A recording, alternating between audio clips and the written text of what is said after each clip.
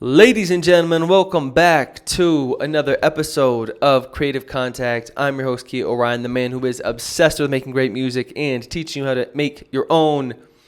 Thank you so much for tuning in. You could be anywhere in the world, but you're here with me right now, and I appreciate that. This is going to be an episode that I've been wanting to do for a while, and I apologize in advance if I look disheveled. If my background looks disheveled, if I look sleepy and jet lagged, it's because I am.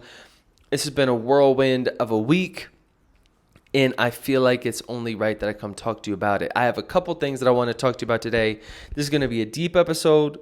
This is going to be a possibly emotionally turbulent episode. This is also going to be a fun episode. There are a couple fun stories in here that I want to talk to you about. But this is an episode that is going to be mostly my recap of LA, my first week in LA, and my perspective on it, my 2 cents, where I'm kind of at now mentally, emotionally, spiritually after that adventure. So if that sounds fun, if that sounds something that you'd want to get into, that's what this is going to be about.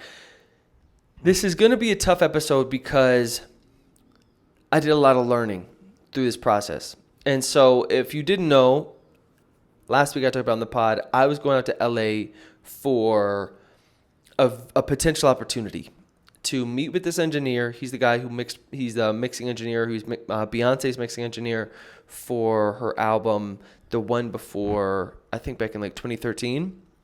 He's BTS's engineer. He's done a ton of stuff. He's in the industry, and he does a lot of records. And I heard him talking on a podcast about needing some help with his marketing. And so I pitched him about coming out to LA to help him with his marketing. And also potentially building an education platform with him. Because I have my beat school, but he has access to a lot of projects that I think, and because of his name, has a lot of access to potential opportunities that I couldn't get myself just being Kia. So I'm in Brazil when I pitch him on this. He says it's cool. We chat a little bit here and there, a couple calls, and I'm like, I've always wanted to come out to LA. Let me go give it a shot. And so there are a couple stories in between here and there, but I'm just going to get to the good stuff. Long story short, I show up, and what I did beforehand was I booked a car for a month off Turo, and I booked an Airbnb for a month in a hostel. It wasn't exactly a hostel. It's not called, the name wasn't anything official, but it was an Airbnb that was, I could tell was like a hostel. Like it was an Airbnb, but this wasn't a hostel in the sense of like, it was like a normal hostel where it's like a name and a building and you show up and they rent you towels and give you keys and stuff. It was just like a lady's home that people were living in. And I could tell from the Airbnb reviews, it's just like a shared space. You just kind of get a bunk bed in a room. So pretty much a hostel, but with a little less of the like kind of official flashy piece. And so I show up that first day, and I know this is going to be a test for me because I don't do a lot of driving out here in Medellin. I haven't had a car for 4 years. The LA traffic, all of that stuff, I know is going to be an adventure, but the whole theme of this entire pod is the theory that I've always told myself is pretty much like anything for the dream, right? Like willing to do whatever it takes to make the dream happen. And so I finally get to kind of walk the walk. I read a book recently called Hell Yeah or No by Derek Sivers, and it really resonated with me. And he was one of the concepts in there that he mentioned was, if you want to see I'm going to butcher it, but it's pretty much like, don't listen to what people say, listen to what they do. And so for me, talking big game about wanting to pursue this music career and looking at it and seeing to myself, having some hard conversations that I'm not really doing what is needed in order, like my actions aren't aligning with my words, and seeing that for myself. It's like, okay, Key, if you really want to do this thing, like let's go to LA and go pursue some music opportunities. Let's walk the walk. Let's test it, see how it goes. And about a week or two before this whole thing happened, in my time in Brazil, the last few months, I really feel like I've been catching like a certain wave. Like I'm on this just kind of different frequency where I'm feeling really confident, really empowered, in a weird way, and kind of, if you've listened to my latest pods, I talk about kind of giving up on my dreams and this confrontation of reality of what is, what I am versus what I've always imagined, what I want, this sort of like a Buddhist piece of really meditating a lot, coming to accept who I am, where I am, et cetera, et cetera. And so I want to preface this whole LA trip with that I'm coming in with a glass half full. Actually, I'm coming with my glass like 99% full, pretty much coming in being like, I feel like as long as I have what I need, I'm able to do, I have freedom, then I have power in terms of autonomy, not in terms of power over other people. And also have power in terms of nobody has power over me. And that's been really an easy concept to understand, but really difficult to embody for me for a long time. And so that's been something that has been on my mind lately, about not needing anything, whether this applies to business, whether this applies to friendships, whether this applies to women, sex, whatever. If I don't need, again, then that desperation comes from a place of lack, and that's often when people can have leverage over you. And not in a good way. Not like, let's do a business deal and it's cool and I owe you one. It's more like that's when you feel desperate, and that's when people can do weird stuff to you. That's when you end up chasing women you're not supposed to chase because you want sex. That's when you end up chasing opportunities or relationships in terms of business or relationships with people that are maybe toxic, but you want whatever it is that the leverage they give you in that industry, these sorts of things. And so I'm just on that type of time already coming into this experience. So I show up at the compound. First of all, actually, I don't show up at the compound. I show up to LAX, and then my car that I rented is like an hour south of LAX, and the Airbnb is in the valley, which is like 30, 40 minutes like north of LAX. So I drive an hour south, or I get an Uber an hour south with this cool, I think he was Russian dude. We didn't speak a word the entire time.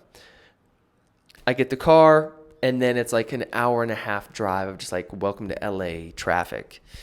And I also haven't driven for a while. So it was just like an interesting, I was like, okay, like we're doing the LA thing for real. Get to the compound, the hostel thing. And it's interesting. I would say it's like, it's hard to describe, but it's pretty much just people living communally, not necessarily like together. If that makes any sense. It's like, it's 3 rooms, and in each of those rooms are a potential of 8 people. There's one just for girls, and there's 2 for guys. So a potential of, 16 guys? And so I'm upstairs in a bedroom where I'm sleeping in the top bunk above a guy, and then there's another bunk bed of 2, and then there's like a curtain, and there's another room, and then there's 4 guys in there. And we all share a bathroom, the 4 guys of us in there. Or, excuse me, the 8 of us. And it's just an interesting place where it's like, feels very LA to me, where like you walk out the back porch. In the morning, I would go out the back porch, and there's like this little like patio area that I'd go out there to meditate. And I remember walking out there, and there's just like a guy there that was just like sleeping on the couch. And I was like, what's up? And then like there was an RV in the backyard. There was a guy sleeping in that RV. There was like this wooden kind of structure that there was a couple in there. It was like very transient. It was interesting. It was not my ideal sleeping setup. Now, after being kind of a grown man doing my own thing for a while, and it blew my mind as men, and I guess more as boys. I was probably one of the older guys in there. We're just weird, dude. Like there was a guy, he was a coder, and he would just code all day on his computer super fast for like all day. And then when it was the evening, he would just like, here's his computer, and then like here's his bed. He would just like roll into bed. He'd just like roll into bed, like turn the fan on. I'm like, this is crazy. The guy in the bottom bunk for me was really sweet, but he was just on his phone the whole time. Like he was a student, I think, and he would just come home and just like be on his phone the whole time. And maybe it's because I'm weird and I just got like other stuff that I like to do, but I don't know. I'm like, isn't there other things to do? Like, I don't know. For me, maybe I'm a weirdo, but there's just, life is too short. There's so much stuff that I want to learn in this life and do in this life that it just blew my mind. Like, guys, they just like, maybe I just care too much about like my health and dental routine and stuff, but like I need to like brush my teeth before I go to bed and like wear my retainer and I don't know, read before. I don't know. It's just weird. It was just like guys would just be like, they'd be like whatever their job or thing was and then bed, or they do like whatever it was and then phone and then bed, and they just like like fully clothed, just like crashing. And I think maybe I just take sleep too seriously, that I just like actually need to be like under covers or something. I was like, dude, I'm way too bougie for this place. So that was like the first sign that things are going downhill fast. The second one was the next day I planned to meet with dude. His name's DJ Swivel.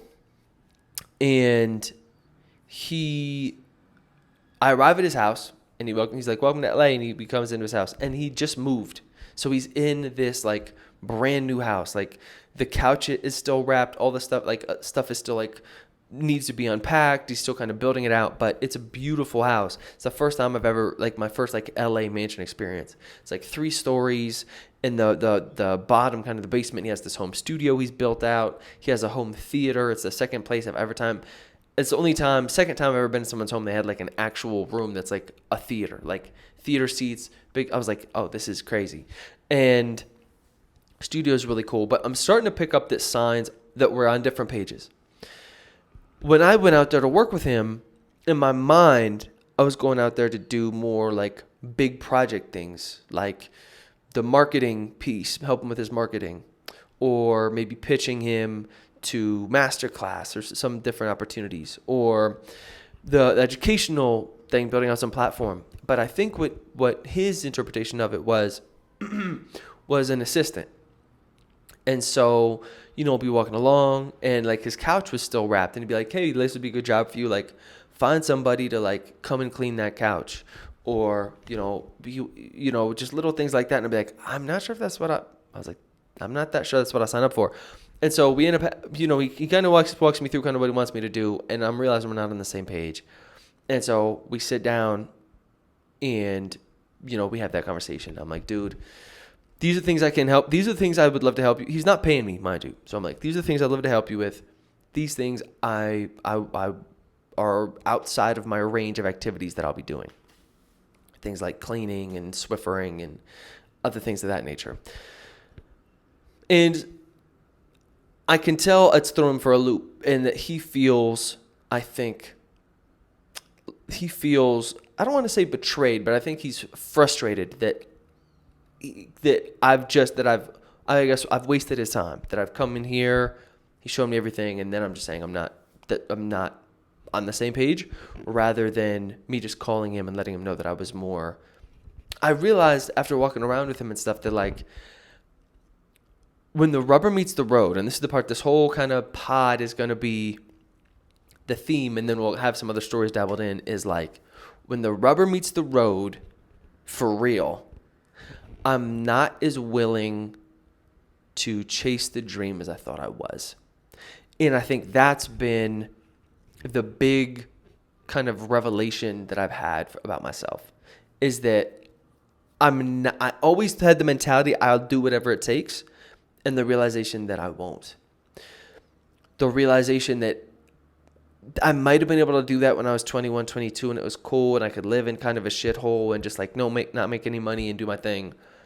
And realizing at this point, I'm like a little bit bougie. Like I like to be able to like have my own space, and I like to be able to like have boxing classes and like I realize I don't love driving around in traffic. I don't mind being driven. Like I like Ubering everywhere or riding my bike around, but I don't like driving. And so I realized there's a certain quality of life that I'm not willing to give up. And that was like that was a hard pill to swallow, because like you can have your dream, or you just kind of have this normal life that I've been living. And that conversation with myself, to make the choice to say, I see what it would take in order to pursue my dream, and I'm not willing to do it. I'm making the choice intentionally not to do that, because whether I'm not cut out for it or whatever. But that has been like really interesting. And sitting with that, accepting that the business that I have and that I'm building is going to be much smaller, and the potential rewards are going to be much smaller. Whereas if you had like this home studio is going to have like cool artists coming through, songwriters, producers. It was going to be a completely different life. It was going to be the LA life in the mix with people like big named artists that you know doing that sort of stuff, but also maybe working a full-time job just to pay rent or working as this guy's assistant. And I'm officially, I realized I'm officially unemployable. Like, I'm almost too stubborn that if I'm going to build my thing, freedom really is my ultimate currency. And these are concepts I'm really starting to dial in, that like, I'd rather have a smaller thing that I build that's fully mine. I get to run it however I want to run it. I get to employ who I want to employ, work with contractors I want to work with, and I get the creative control over it, the IP. And same with the music. Like, I played him some music and he was just like not into it. He was like, nah, man, like this doesn't go anywhere. Like he's used to working with like Beyonce, so like smashes, like hits. And I realized that with my music too. Like, I would love some guidance in collaborations with my music, but I'm not as open to like being A&R'd towards like a hit record as I thought I would be. I would love feedback in terms of the technical side, like yeah, Kia, like you need to tune out the frequencies and like the 400 hertz range because like things are messing up here, or like, you know, these plugins would really help, you know, your keys cut through the mix, your kick is muddy, or the vocals to have too much, like technical things. I'm thirsty for that. In terms of also like helping me strategize for the career piece, super open. But in terms of like the A&Ring piece of like rewriting stuff so that it's catchier, etc., I'm just not into it. Like, again, same with my music. I was like, what do I really want out of this? And since I've given up the rockstar dream, it's really for me about making as much music as possible. For me, this is a concept too, art by the pound. It's what I truly love to do, is to make music and to get good at it. Like, I want to get better at it. Had to fix the hat. You know how it is. I want to get better at it. And so it's like I feel my purpose is in my growth in my skill development, not in my growth in popularity.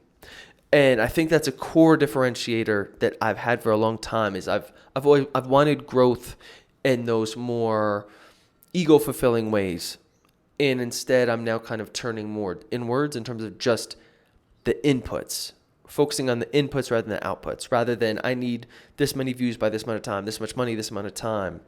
I need to headline Madison Square Garden by this age, or whatever it is. It's more like I need to create as much as I can every day. I need to do, I want to make 3 songs a week. I want to do 3 jujitsu classes a week, whatever it is, like focusing on things that are within my control. And since I love making music, that's what I realized. I was like, okay, so I can build these. It hit me when I was there with Dude. I was like, I can build something really big with this guy. A lot of potential. He's famous, a lot of money, a lot of resources, a lot of connections. We could build something really cool. But am I happy running and building businesses, or do I just want to make music and build my content? I like making content. I like doing this. I like building my YouTube channel. I like making music. I like doing jujitsu, boxing, and meditating. Like, my life is simple. And so I don't really need those things. And in this life, here and now with you, I have complete autonomy. And I was like, why am I making a job for myself when I have to do more work? I'm going to be straight with you. I don't really like working.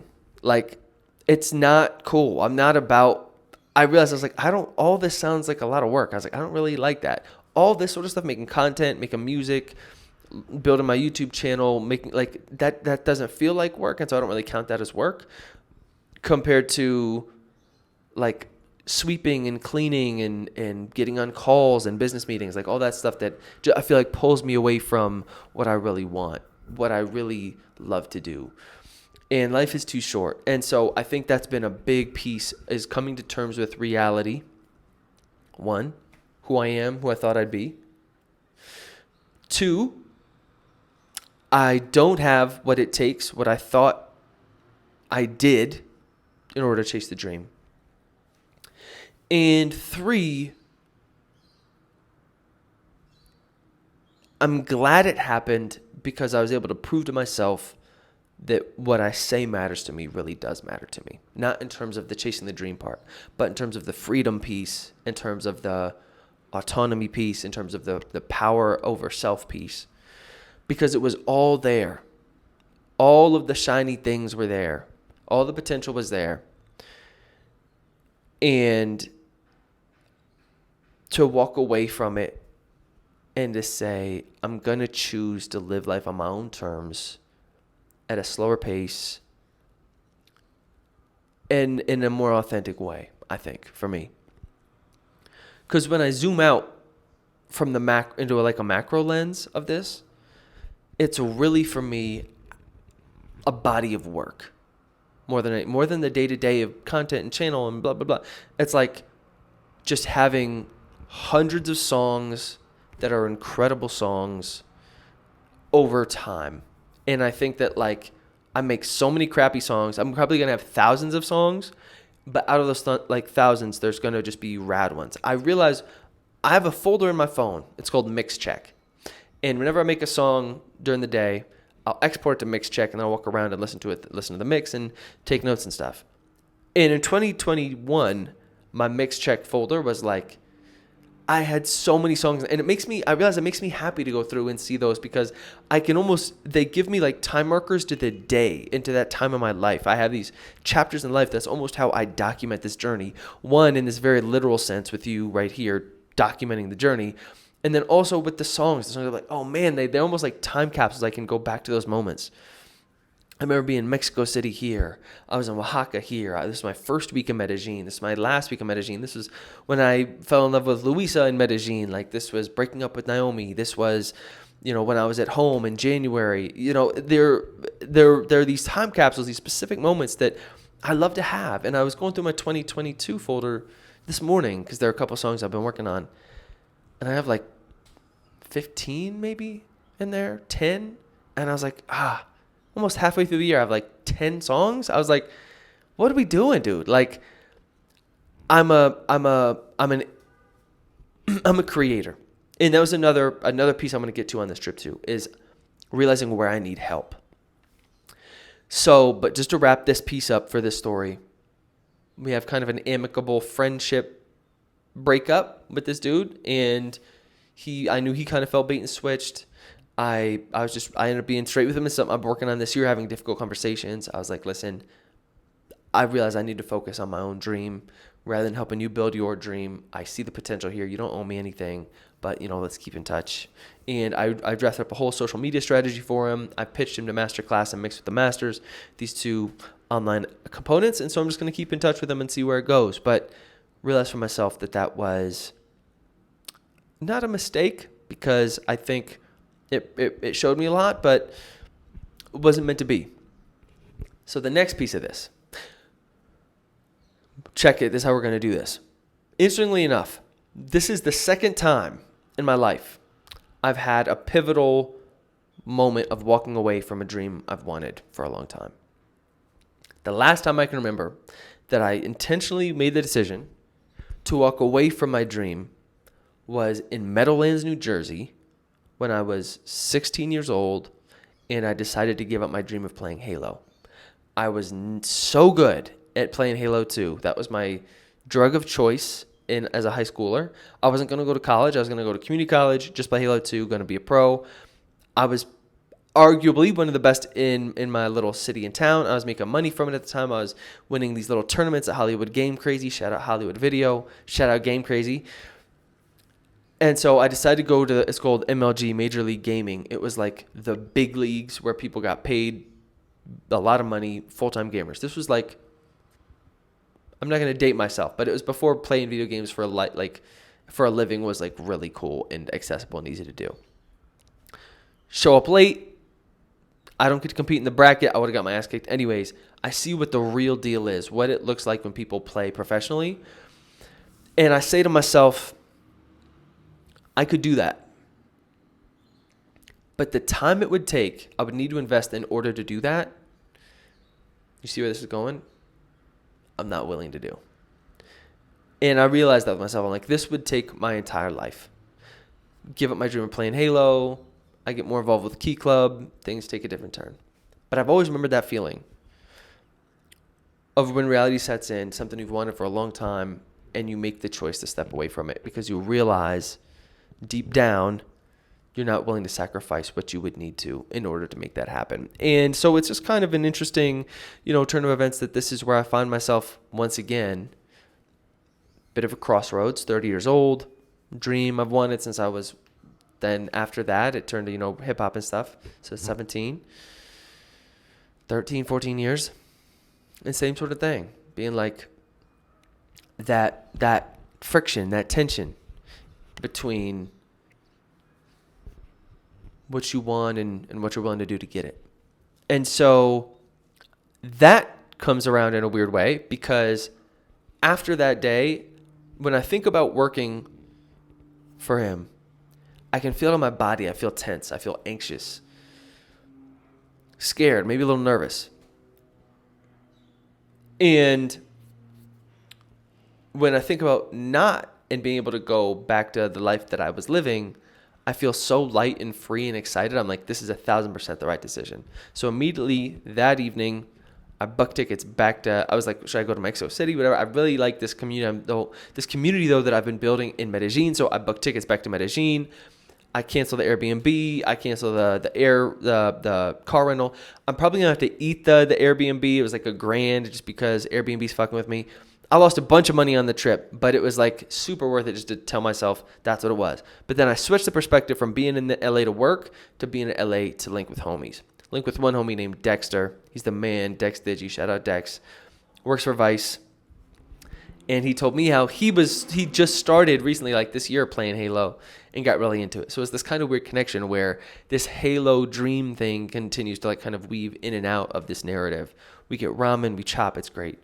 That weekend, I meet up with my buddy Alec, who I haven't seen in maybe a decade. We were good friends when I was in university.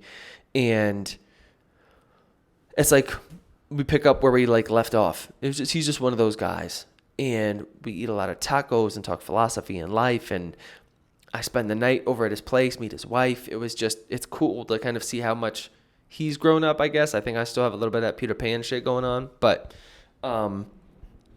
it was like really rad to see that side of LA with him. We go to Venice Beach, we get ice cream, we go see skater. It was just really cool. And then I bounced this week. So I'm back in Medellin now.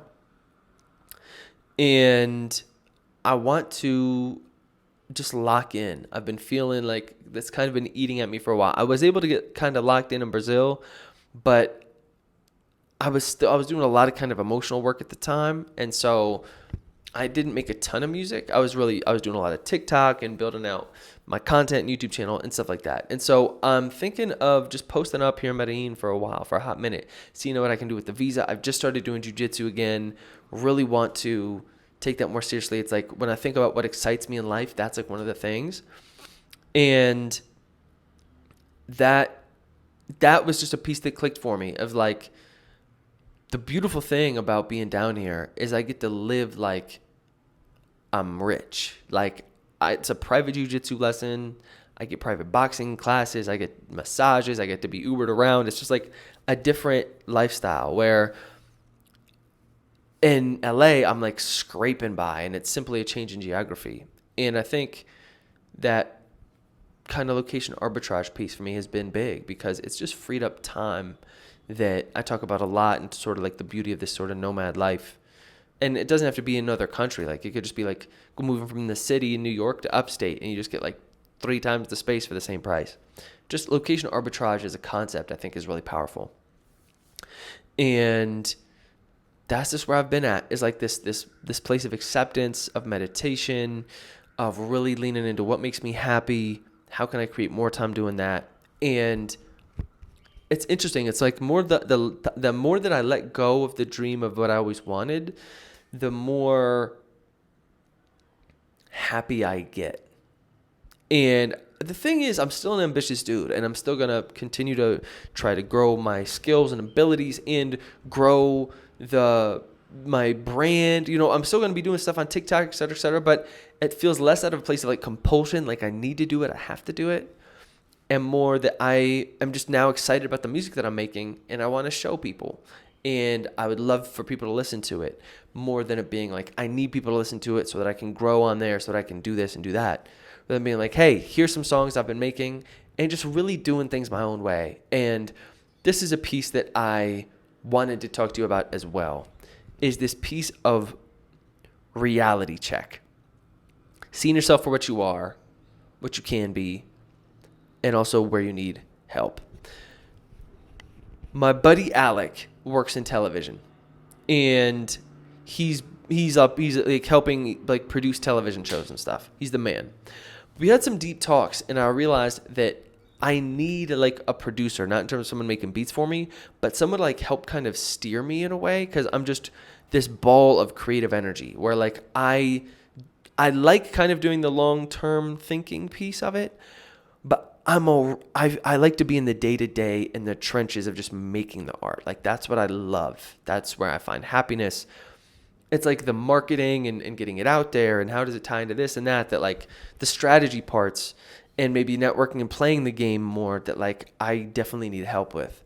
And it's been cool because I've always thought I could do it myself, because I'm a do-it-myself type of dude, like learn how to make beats and mix and write and all that. But whereas I'm like, dude, that's what they have producers for, And so that's been really telling too, of kind of learning myself a little bit more in that regard of like what I'm good at, what brings me happiness, and what can I outsource. Like there are probably parts of this game that I could outsource, but that in my day-to-day, it's the actual creation piece that makes me feel the most fulfilled, that I get excited about doing, and that I feel like I can do in perpetuity, forever and ever, as long as I get to live this one precious life. And so that has been interesting too. It's just sort of it's been a reality check and a wake-up call in just a lot of ways. But it's powerful. Cheers. That kind of acceptance of self, and that letting go of that friction of always where I thought I would be, what I would be at this point, and just what I am, and embracing that and really being grateful for that too. Because the whole power piece is really, I know it sounds easy to say, but there's something about that when you have complete autonomy over your time and your day and your energy, that it's, I just, that's what I mean. I'm unemployable. Like it's hard to get back on somebody's payroll once you get a little taste of that. And I think a lot of us can do that, myself included. If you just cut your burn rate, like you just stop spending as much money, it goes a long way. Anyways, I'm going to wrap this up with a couple stories. Appreciate you guys tuning in this much. Couple fun stories for you. Actually, I'm going to do it with a couple questions that I wrote down. Couple ideas I thought were interesting. So I'm really into the idea of pushing my comfort zone and getting comfortable with pushing my comfort zone. But I guess that this was too much of pushing my comfort zone when I was the whole LA thing. When I was like, the whole time I was driving around and stuck in traffic, I was like, I can't wait to not drive again. Like there's something about being uncomfortable, and then also knowing, these are some questions. What's the boundary of your discomfort? When do you push the comfort zone? And then when do you settle into it? And I think for me, there were a couple ideas that I thought about with comfort zones. Boundaries, different levers that you can pull. Things you can push: location, profession, identity. These are all different, I think, boundaries that you can push. And I think one reason right now why I feel like I want something more consistent, more constant in terms of my external life, like living in one place, getting my routine down, etc., is because I feel kind of so like a tumultuous things going on internally. Like I feel like I'm kind of having these constant breakthroughs and difficult conversations with self. I just feel like I've had a lot going on internally. So like kind of calming my external environment, I find kind of helpful at this point. So that's something I've been thinking about, though, is pushing boundaries, but like, which levers do you pull in order to do that? And how can I still self-actualize while enjoying the process at the same time? So things I've been thinking about. Funny story to lead you off. 2. They both have to do with flying and the adventures in the airports. Over the last 4 years, I can't remember the last time I had to pay to check a bag. I travel in 2 backpacks, carry-on only, nomad style, and almost always airlines are going to try to fuck you. They're going to say it has to fit this amount of whatever, and it has to like fit in this bit, and it's like, or it's only this much weight, and they try to scare you as much as possible, but almost always you can make it happen if you can get past the fucking ticketing counter. That's where they get you. And so often what I can do is I'll check in online and I get my boarding passes, and then I go through security. And by the time you show up at the gate, the people are so on the tickets. Often it'll say like not allowed baggage on the tickets. People, like the ladies and the guys that are like having you board, are so frazzled. They don't even, it's not like they're checking the ticket and looking at you. They're just like swiping it like, yes, please, keep going. Yes, please. Like they don't even care. Or if you get there and it's like, oh, it's too much baggage, they'll usually let you check it for free. Just like, they just have to put a little thingy on it, like, oh, you don't have enough space in the main cabin. You got to check this, and it's free. United, bro, fucking United. I traveled Asia, Air Asia, budget airline, Ryanair in Ireland gives you nothing. They give you no personal item, no checked baggage. They don't give you even like a table tray that folds down. It's bare bones, dude. You could tell even the stewardess are like, fuck it, if we crash, like, we don't even have masks because we're going to die. No, I'm messing. But, like, they were just, like, half-assed in the presentation. Like, we all know we're toast if we actually crash this plane. But I got through because the ticketing agent lady was, like, sweet enough that she's like, yeah, she's like, you can try it.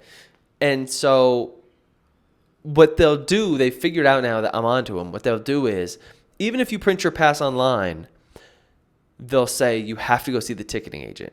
Or if you do like the little check-in kiosk thing, they'll just like block you out and they'll like flash if you're like trying to like check out at like a grocery store self-checkout, and it's like you have to get it okayed by one of like the little people that like come around and police you on it. I tried all my techniques, my persuasion techniques, and I figured out why I couldn't sweet talk this lady. So I'm at United, I'm at the little kiosk thing. I'm like trying to return the car, and my Airbnb host, that lady, shout out to her. She's cool, but she was a little bit loony. So I was trying to like get my money back from Airbnb. I realized that probably was a wash. I'm racing around. I'm like, it's this whole thing. I didn't have a chance to check in online, so I got to check in at the kiosk. And the lady comes over. It's all fine, but it's like, you say you're not checking bags. They're like, we need to double check that because you're probably trying to get on to the plane without paying us an exorbitant amount of money to put this bag underneath. And so I asked her straight up, I'm like, listen, I traveled around the world all the time with these same 2 backpacks. I've never had to check the bag. I was like, there will be space. There always is. Trust me. Like, she was like, I was like so close. And she's like, no, I can't let you do it. I was like, can you tell me why? I was like, just humor me. Like, why don't you let it, like, why isn't it on me? I get a shot. It's because when they have to come over and like give the little okay thing, they have to like bleep, skin the little pass, it's on her. So if I fucked up, it was actually on her. I probably still could have found a way around it, but I was like, fuck it, I'll just pay for the checked baggage. And just to spite her, I paid for the checked baggage and didn't check it. Let's go. I still brought that bitch on the plane because I knew it would fit. But it is what it is. I still have the checked baggage thing around here somewhere. I was like, just to fucking spite the airline, I was like, I'm not even going to check it even though I paid for the checked baggage because I know there's space and it's not going to be a problem. And as soon as I like got past security, go to the gate and everything's fine. Like I said, I have the ticket that says not allowed luggage. Like on the ticket I still had it, it's like budget, like not allowed. And the person just like scans it and doesn't give a fuck.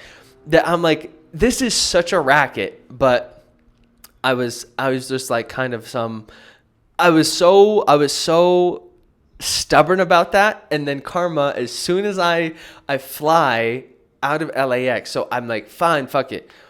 And then I had to go through security again. And so the second time I go through security during my connection, they flag my luggage down, or they don't flag it, but like when you go through security and you put your luggage through, and like they have the 2 chutes, and if you have something suspicious in there, it's like they like go off to the side. They have to go through your whole bag. Also, they go through your whole bag and throw shit everywhere, and then they like just pass it to you to repack it. I'm like, dude, this took me like 30 minutes to organize. Like, I'm gonna need you to put that back. I'm gonna need you. You threw my shit around everywhere. I'm gonna need you to put that back. Guess what set it off? You guessed it. It was my girlfriend. It was my Brazilian girlfriend. My generic knockoff Brazilian fleshlight somehow was what the dude was looking for. I was like, he was like digging it up. So I have like tripods in here. I've got cameras. I've got all types of different things that sometimes get flagged because people are like, what? Like these, there's a lot of like sharp metal objects. But I was like, oh no, he's in the closed side. And then I keep her in this like black plastic bag. Because, we travel together, it's getting serious. And he like pulls out the black plastic bag and he just like, it's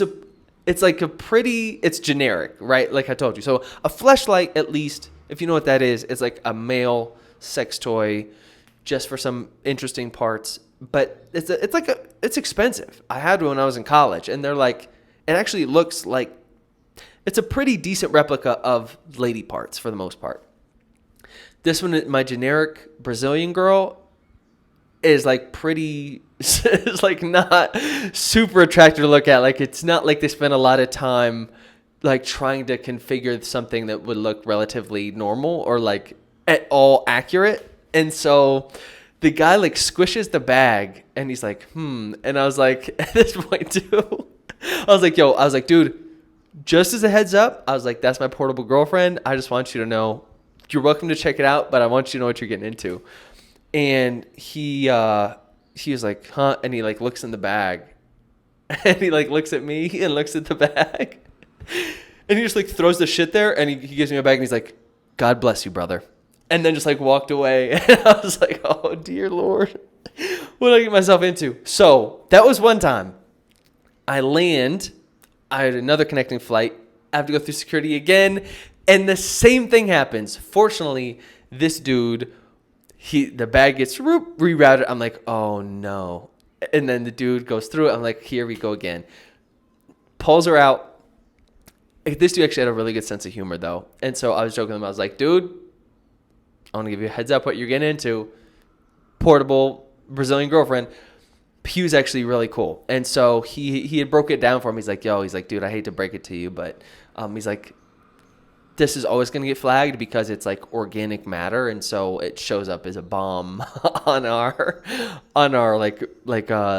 scanning system. And I was like, well, maybe I could just get a girlfriend. But we laughed about it. He was super cool. But the first guy, it was like, I almost want to carry it through security from now on. I want to bring her through just to see what people's reactions are, because they were like so different. The first guy was like very clearly shaken and embarrassed, and I think just pitied me heavily. And the other guy, we just had a good time. And then he had to check my other bag, and we were just joking around. It was actually really fun. But that's 2 fun flight stories for you. Always an adventure, going through the airport and doing security shenanigans with a fleshlight. But on a more serious note, back in Medellin, going to try to get a visa maybe for a year, maybe for 2. And I still want to go to Rio, but just getting my priorities back in order. Priorities, health, fitness stuff. So that's boxing, getting in shape. Also really want to get good at jiu-jitsu. I'm going to try to do maybe 3-4 times a week. There's this gym out here that this dude seems cool. Focus on the music, making art by the pound as much as possible. Really get better at mixing. Like, I feel like I've kind of plateaued. I want to dive back in and get better at it. Build my biz. I'm not sure if we're on 4 or 5 yet. Build my biz. That's build my YouTube channel, get the content going. I've started selling beats again. So it's like build the content in terms of like the education piece, selling beats. But I've hired a video editor. I hired a girl to help me with the thumbnails and graphics. I just hired a guy to help me with like keyword research. So I'm starting to build the team out a little bit because I realized I need help with that. And I really want to I want to start learning Portuguese again. So that's where I'm at, and just enjoy this community here in Medellin. Like, some cool people down here. If you're watching this, you know who you are. Thank you for the support, as always. LA was and it wasn't. Thank you to Dex, Hero, Alec, anybody out there who we were able to kick it. We were able to kick it and chop it up. It was an interesting taste of kind of being back in the States. I always feel like an alien when I'm back in the States now. It's like weird to not be home in my home country, but that might be a pod for another time. But I'm locked in, got this apartment for a month, gonna double down, start saving, stacking bread, investing it back into business and the music. Let's see where we go with this thing. Really trying to get my mind right. Feel like I'm catching a wave, catching a certain vibration, and know that those don't always last forever. So excited to see where it goes. Thanks for tuning in. As always, I owe you one for therapy. Your check is in the mail. Check is in the mail. Appreciate you more than you know. Peace.